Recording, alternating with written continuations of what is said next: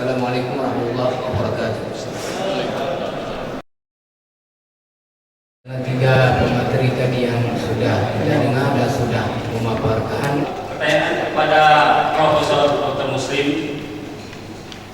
bagaimana hukum talfik? Artinya seseorang sudah mengetahui bahwa ada dalil yang lebih rajih, yang lebih kuat dari pendapat mazhab dia sendiri, dan dia sudah tahu sebab dia sudah menuntut ilmu dan dia sudah bisa baca kitab para ulama semua, jadi nggak masalah baginya. Nah kemudian dia mengambil pendapat lain yang berbeda dari mazhab yang dia pelajari awalnya. Katakanlah dia awalnya ada Syafi'i, kemudian ketika dia semakin belajar dia menemukan ada hal tertentu dalam satu persoalan yang lebih kuat. Dalilnya itu mungkin tidak mazhab Syafi'i tapi mazhab Ahmad bin Hanbal atau mazhab lainnya. Nah, bolehkah seseorang dalam hal ini berpindah mazhab lain? Atau dengan kata lain, apa hukum talfik? Bismillahirrahmanirrahim. Assalamualaikum warahmatullahi wabarakatuh. Alhamdulillah, doa saya dipenuhi oleh Allah. Tadinya berharap supaya jangan ada pertanyaan, tapi kebetulan ada satu. Bapalah daripada kosong, sedih juga kosong, yaitu mengenai talfik. Saya kira sebelum kita menjawab apa hukumnya, kita harus tahu dulu apa dia talfik. Yang saya ketahui sesuai dengan ilmu saya sangat terbatas. Talfik adalah mencopot sana, mencopot sini di mazhab, karena itu memudahkan dan menyenangkan saya tanpa saya tahu dalil dan sebagainya. Itu yang saya tahu talfik. Kalau itu benar definisi talfik seperti itu, haram hukumnya. Soal agama Islam memang mudah, tapi jangan dimudah-mudahkan, jangan diremeh-remehkan. Semua buahnya kita perlakukan, jangan. Haram hukumnya. Itu malah masuk mengejek agama beliau. Ketegasan pemerintah dalam penerapan syariat Islam ini, dan dari pertanyaan saya, di mana saya MPU menyampaikan kepada pemerintah bahwa permasalahan ibadah, syariat, muamalah dan akidah itu standarisasinya MPU, bukan beda-beda pendapat. Sebab kalau dibiarkan beda-beda pendapat ini terus berkembang masyarakat, jangan ke masyarakat, kita saja di kalangan intelektual ini belum tentu siap. Jadi sehingga akhirnya timbul di masyarakat itu keresahan yang mengikut yang mana. Di samping media kita untuk menyampaikan khilafiyah di tengah masyarakat itu sangat rendah sekali. Kecuali kalau seandainya semua perguruan dan lembaga pendidikan, baik dia formal atau non formal, kita wajibkan membaca kitab Muqaranah atau perbandingan mazhab.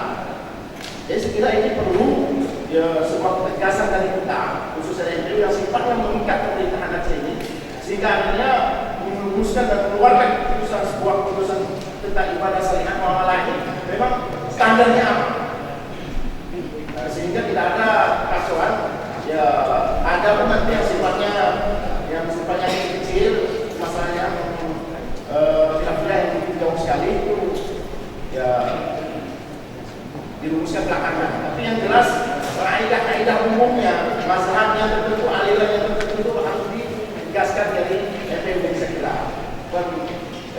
Permasalahan di sini kalau saya lihat, kalau ditegaskan di MPU masalah khilafiyah ini, yang permasalahan kan fatwa MPU kan ya tentang peraturan satu mazhab ini yang kadang-kadang mungkin apa yang lain itu merupakan sunnah. Saya kira itu saja. Assalamualaikum warahmatullahi wabarakatuh. Alhamdulillah, wassalatu wassalamu ala rasulillah. Kalau tadi Pak Muslim mengatakan bahwa tujuan daripada muzakarah ini adalah untuk saling mengkaji, saling mengingatkan. Tapi yang paling penting saya kira, hasil muzakarah ini menjadi pembelajaran bagi umat. Oleh karena selama ini kalau kita mengikuti tazkirah, diskusi dan sebagainya di masjid, di menasah, di kantor-kantor, bahkan di walu-walu, sebenarnya bingung sekarang masyarakat terhadap apa yang berkembang akhir-akhir ini di Aceh. Padahal selama 30 tahun yang lalu masyarakat keagamaan ini sudah relatif damai, aman. Meskipun pada dunia ada bertentangan antara golongan tua dengan golongan muda, tapi selama 30 tahun terakhir aman, damai. Kenapa 6 tahun terakhir ini menjadi permasalahan? Saya sudah hidup dalam 3 periode ini, di dalam kepemimpinan ini, termasuk di Baitur Rahman dan sebagainya. Saya melihat bahwa apa yang berkembang selama ini setback kita, diganggu mundur rap keagamaan kita ini. Yang diherankan oleh masyarakat sekarang dalam perkembangan internet, di mana kita bisa melihat bagaimana sholat di Turki, sholat di India, sholat di Pakistan dan sebagainya, bahkan di Masjidil Haram. Dengan internet sekarang ini kita bisa melihat contoh mereka. Kenapa kita menjadi seseorang hanya ada Islam di Aceh? Karena itu saya menyatakan bahwa perlu dilakukan apa yang berkembang selama ini.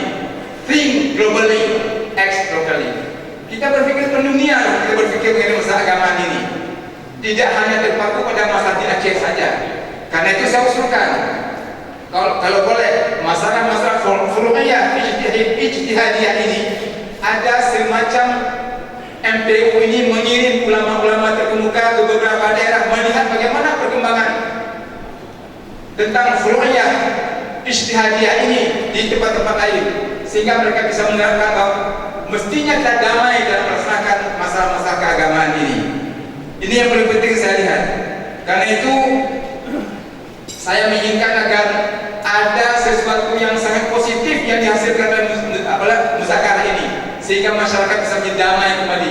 Jangan bingung seperti selama ini. Terima kasih. Billahi taufiq wal hidayah. Assalamualaikum warahmatullahi wabarakatuh.